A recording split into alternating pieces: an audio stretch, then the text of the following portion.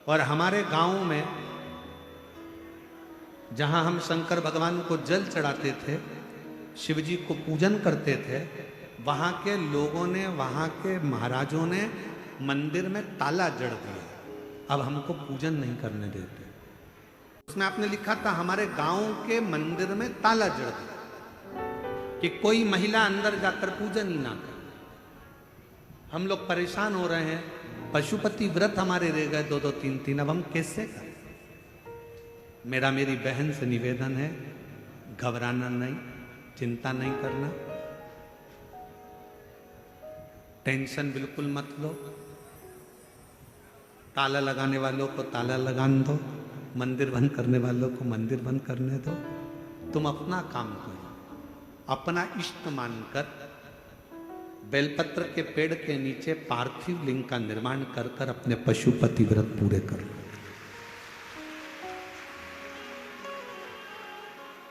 और यदि एक मंदिर में ताला लगे, सिहोराना, हम आपको एक पाषाण का नर्मदेश्वर महादेव दे देंगे, किसी भी पेड़ के नीचे रख लेना और पूरे गांव के लोग जल चढ़ाना प्रारंभ करना, उस पर कोई ताला नहीं लगा।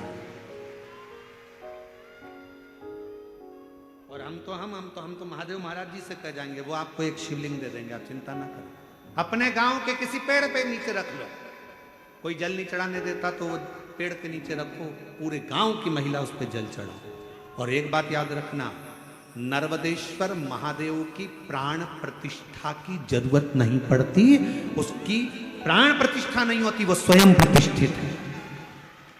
उसको तो ले जाओ, पेड़ के नीचे रख दो और पूरे गांव की महिला पूजन करना प्रारंभ करो, उस पर कोई ताला नहीं लगाया। मैं धन्यवाद देता हूं, आपको प्रणाम करता हूं जो आपने अपनी बात को यहां तक भेजा। साधुवाद, प्रणाम। आ जाओ, एक बेलपत्र ले जाना, आ जाइए, आ जाओ। साधु अपने पार्थिव शिवलिंग का निर्माण कर कर पूजन को पूर्ण करें। शिव है। शंकर जी के मंदिर में कोई नहीं जाता था महाराज जी, हम क्या कहें, जीव जंतु बैठे रहते थे। सावन में लोग जाते थे, शिवरात्रि पर जाते थे। अब माताओं का भाव शंकर के प्रति हुआ है, बच्चों का भाव शिव जी के प्रति हुआ है, तो लोगों को क्यों तकलीफ हो रही है कि मंदिरों के अंदर जाना बंद करवा देते हैं, जल चढ़ाना बंद करवा देते हैं, शिव की आराधना करना बंद करा देते हैं। और बाद में जिसने भी ताला जड़ा होता है, हालांकि बाद में वो क्षमा मांगता है शंकर जी से। कड़प की कथा कहती है, कड़प की कथा शिव महापुराण के अंतर्गत एक भक्त की कथा आती है कि वो जंगल में रहने वाला कड़प, वो शंकर को जानता नहीं था, वो तो भील था, वो पूछता नहीं था। एक बार उसने शंकर के शिवालय को जाना, किसी के मुख से सुन लिया शिव जी पे जल चढ़ाना चाहिए, पत्तियां चढ़ाना चाहिए, भोग लगाना चाहिए। बर्तन नहीं था, मुंह में पानी भर कर गया, पेड़ों की पत्तियां तोड़ ली, जीभ को मार मांस इकट्ठा कर कर शिव के मंदिर में पहुंच गया। जूते पहना था, पांव से कचरा साफ करा, शंकर के मंदिर का झाड़ू पोछा जूते से कर, मुंह का पानी शिव पर, पत्तियां फेंकी शिव पर, मांस पड़ा था वही रख दिया। वही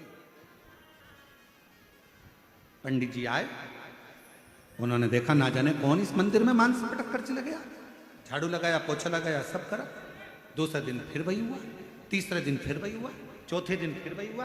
पंडित जी एक लोहे का पिंजरा बनवा के लिया, शिवलिंग के ऊपर ताला जड़ दिया। शंकर शंकर जिस पंडित को कभी दर्शन नहीं दिया, उस कड़प के लिए शंकर भगवान ने एक लोहे की तान टूट गई, शिवलिंग पर टच हो गई, रक्त निकलने लगा। कड़प को लगा मेरे भोलेनाथ की आंख फूट गई, उसने अपनी आंख को निकाला त्रिशूल से, शंकर को लगा दिया।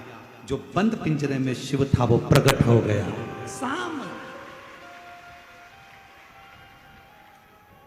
कितने ताले लगाओगे मेरे शंकर को? मेरे शंकर के मंदिर में तो दरवाजे होते ही नहीं थे।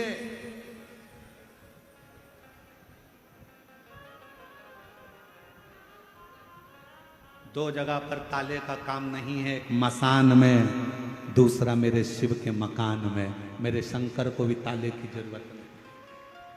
शिव शिव है, शंकर शंकर है।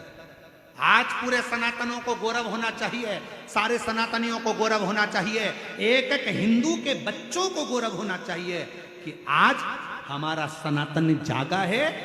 लोग मंदिर में नहीं जाते थे तो कम से कम मंदिरों में भीड़ पड़ी हुई है।